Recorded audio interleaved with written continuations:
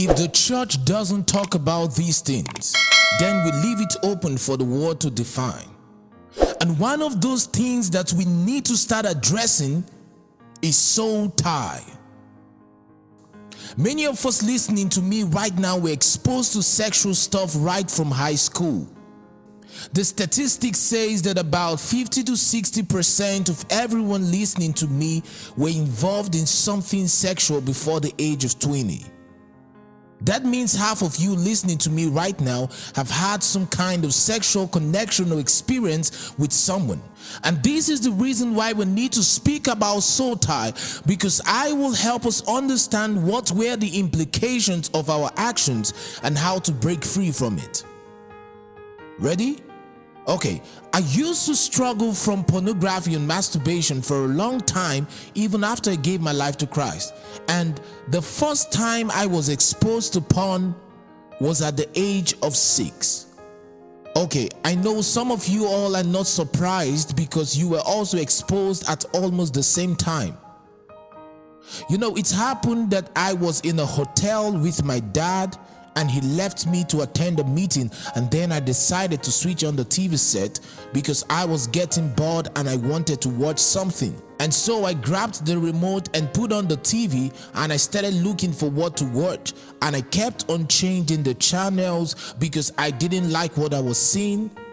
And then a particular channel came on and I changed it. But because it was strange and I have never seen such before, I went back to that channel, and guess what? It was porn. I watched for a few minutes and then I decided to stop, but that left an imprint in my heart. I left the hotel room thinking of what I just watched on the TV, and I never said anything to my parents. My struggle against porn and masturbation began that day. I would go to the market and buy sexual magazines, and I was just less than 10 years old. Stay with me, because I am about to show you what soul tie can do to your children if you don't break it now. My 2 older brothers were let to grow up and have premarital sex, and they both had children before their 20s. They struggled with fornication. They were addicted to sex and will almost sleep with anything unscared. It was so bad that my parents were trying to be very disciplined with me because they didn't want me to end up like my older ones. But unknowing to them, I was suffering from pornography and masturbation. After so many years of being held bondage by this addiction, Jesus Christ sent someone to preach to me in college, and I gave my life to Christ. But guess what? It still did not stop. I had to learn about soul ties and how to break free from it, and then I was able to be totally free from it. My journey to being free started when I discovered that my father suffered from the same thing I was going through almost at the same age, even though he was a minister of God.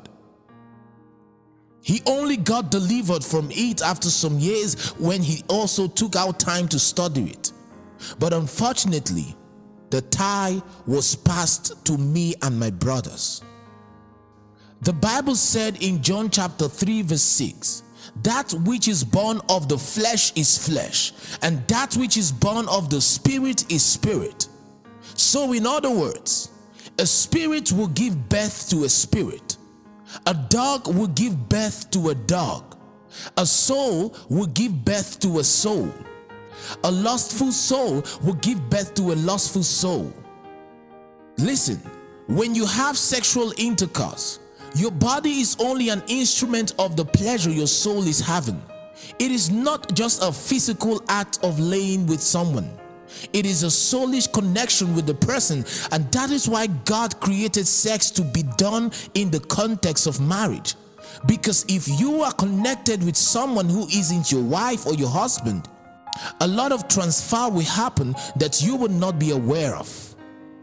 My dad told me that he struggled with women, porn, and even masturbation. He generally struggled with sexual lust.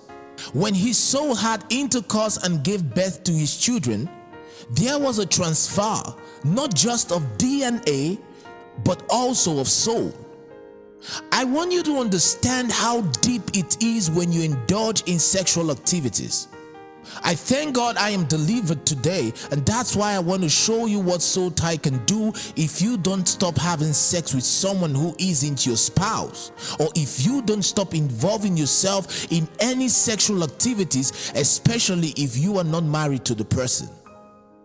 One main thing that happens is that there is a transfer of strange characters and different spirits to you when you engage in sexual activities.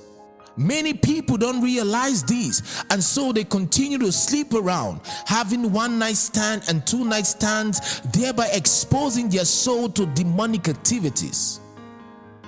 Sex is an open doorway in the realm of the spirit. It doesn't just open doors for children to come in, it also opens doors for spirit and different characters to come into you. When you are having sex, it's your soul that is being joined to the person, and when there is a joining, there will be a transfer which can alter your very own personal experience. Demons find ways to enter people's life when they have sex with other people who they are not married to. You must be careful not to expose yourself. You know, this is why even cheating on your own spouse is dangerous, because you transfer something from someone outside to your spouse inside. Many people, from the day they had sex with someone who they are not married to, their lives changed.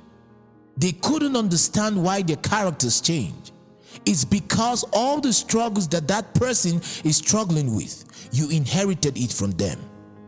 1 Corinthians chapter 6 verse 16 says, "What? Know you not that he that is joined to a harlot is one body? For two saith, he shall become one flesh." There is one way to break free from soul tie, and that is to denounce your involvement. What I mean is that you must renounce the sexual connection you had. You ask God for forgiveness, but most important is that you must renounce yourself in prayer. Words are the tool for breaking a covenant in the spirit realm. If you will be seen as a separate person and not joined or connected to any soul, then you must renounce them using your words. Your soul may fight it, your flesh may also fight it, but you must insist that you are not connected. You don't love them as your soul is claiming to love them, that your soul is following hard after God. Your soul will only desire after God. And as you renounce in prayer and also expose your soul to the word of God, it will be cleansed and you will be free again. I hope this was a blessing to you. Please do share to anyone you know so that they can also be blessed. God bless you.